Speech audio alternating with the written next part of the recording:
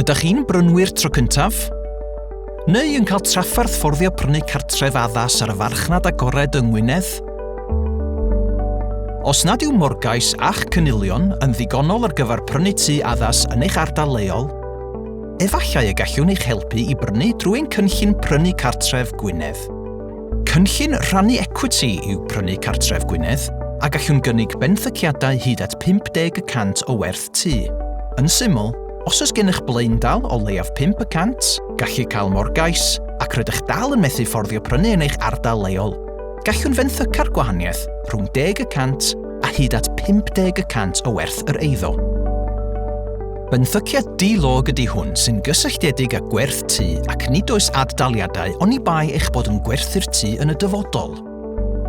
I weld yr amodau llawn a chyflwyno cais, ewch i www.gwynedd.llyw.cymru/prynu cartref.